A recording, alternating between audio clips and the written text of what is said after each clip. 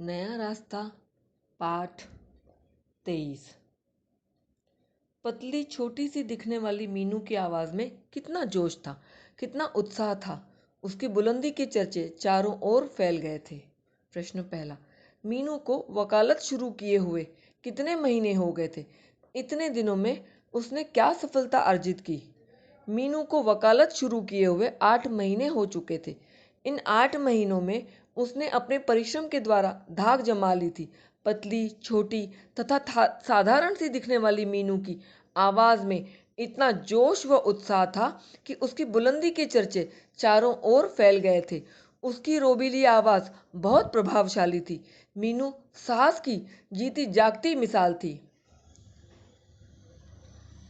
प्रश्न 2, विशेष ख्याति से क्या तात्पर्य है?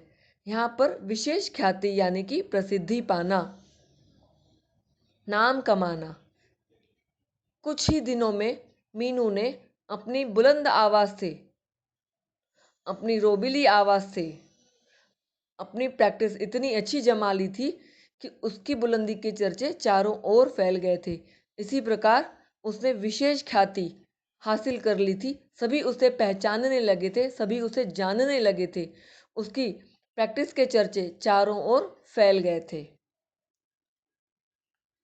प्रश्न 2, मीनू पिछले 8 महीनों में अमित से कितनी बार मिलने अस्पताल गई? वह किस भाव से जाती थी?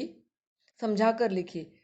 मीनू पिछले 8 महीनों में अमित से मिलने अस्पताल में केवल 4 बार जा सकी थी। वह एक बीमार व्यक्ति की हितैषी के रूप में उससे मिलने जाती थी। पिछले 2 महीने से तो वह जा भी न सकी थी, न ही उसको अमित का कोई समाचार मिला था।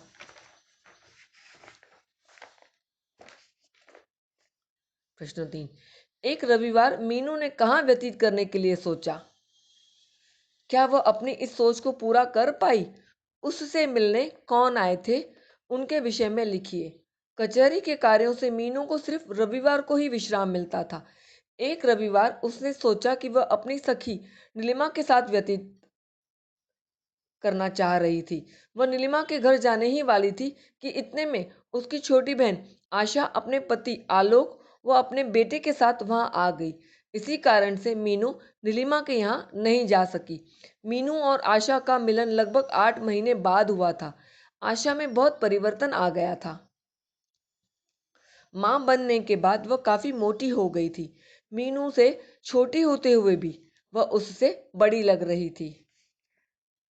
आशा के बच्चे को गोद में लेते ही उसने क्या हरकत शुरू की? बच्चे के रूप रंग का वर्णन कीजिए। मीनू ने जैसे ही आशा के बच्चे को गोद में लिया तो वह जोर जोर से रोने लगा। वह तब तक चुप नहीं हुआ जब तक आशा ने उसे अपनी गोदी में वापस नहीं लिया। वह बहुत प्यारा था, बिल्कुल अपनी माँ का रंगरूप लिया था। अवतरण 2, दोनों महीने दोनों बहनें काफी दिनों के बाद मिली थी, इसीलिए बहुत सी बातें इकट्ठी हो गई थी। घंटों तक बैठी दोनों बातें करती रही।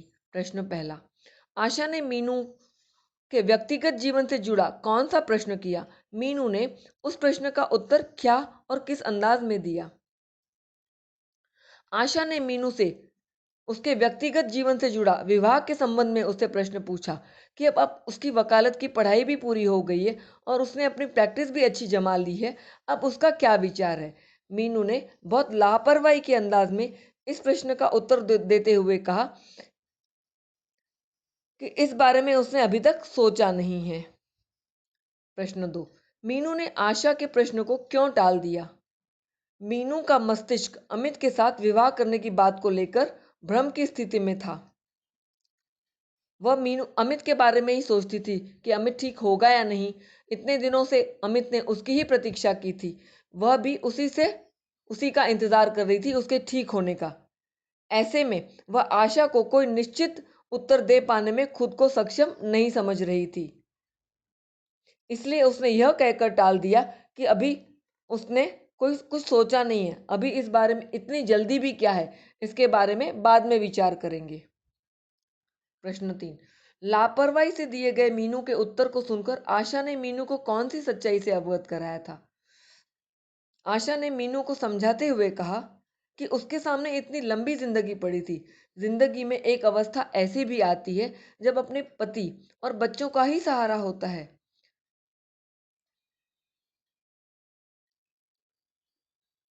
परंतु मीनू को शादी करने की कोई जल्दी नहीं थी। उसने कहा कि शादी के बारे में वो बाद में सोचेगी। प्रश्न चौथा, आशा ने बात का विषय क्यों बदल दिया? घर का कुशलक्षेम पूछने पर मीनू ने माँ, पिता तथा रोहित के बारे में क्या बताया? जब आशा ने मीनू को उसके विवाह के बारे में पूछ लिया, तब मीनू ने जवाब दिया कि उसे शादी की कोई जल्दी नहीं थी। आशा को लगा कि मीनू से विवाह की बात करना ठीक नहीं है और मीनू को भी शायद विवाह के बारे में बात करना अच्छी नहीं लग रही है। इसीलिए उसने विषय बदलकर मीनू से घर का कुशलक्षेम पूछा। मीनू ने कहा कि पिताजी तो पूरी तरह से स्वस्थ हैं, माँ भी ठीक है और सारा दिन घर के काम में ही व्यस्त रहती है। मीनू ने आशा को बताया कि रोहित ने इंजीनियरिंग पूरी कर ली है और दिल्ली में ही उसे एक नौकरी भी लग गई थी। शुरू में ही हर महीने 3,000 रुपये कमा रहा था। प्रश्न पांचवा, रोहित की जानकारी मिलने पर आशा ने क्या उलाहनात किया और रोहित से कब मिलने का निश्चय किया? रोहित की जानकारी मिलने पर आशा ने यह उलाहनात किया कि रोहित ने तो उसे एक पत्र भी नहीं लिखा था। उसने निश्चय किया कि वह कल दिल्ली जाकर रोहित से मिलकर आएगी। आशा के पति को दिल्ली किसी आवश्यक काम के लिए जाना था, इसलिए आशा ने सोचा कि वह भी जाकर रोहित से मिल आएगी। बहनों का प्रेम निश्चल और स्वाभाविक होता है। इस विषय पर अपने विचार व्यक्त कीजिए। यह बात बिल्कुल सच है। बहनों का प्रेम निश्चल और स्वाभाविक होता है। उनमें खून का रिश्ता होता है। वे एक दूसरे की देखभाल करती हैं। वे एक दूसरे की सखी बन जाती हैं। उनमें अपनापन रहता है। वे बेझिझक आपस में सारी बातें कह सकती हैं। वे एक दूसरे के प्रति संवेदनशील भावुक रहती हैं। वे खुली किताब की तरह अपने मन की बातें एक दूसरे से बता सकती हैं। इसी तरह से बहनों का प्रेम निश्चल और स्वाभाविक रहता है। सन्नाटे से यहाँ क्या तात्पर्य है? वहां सन्नाटा क्यों छा गया? तर्कपूर्ण उत्तर दीजिए। सन्नाटा यानी कि पूरी शांति, कोई शोर नहीं, कोई आवाज नहीं। आशा के जाने के बाद मीनू के घर में सन्नाटा छा गया, क्योंकि आशा के होने से और उसके छोटे बेटे के कारण घर में काफी चहल पहल थी।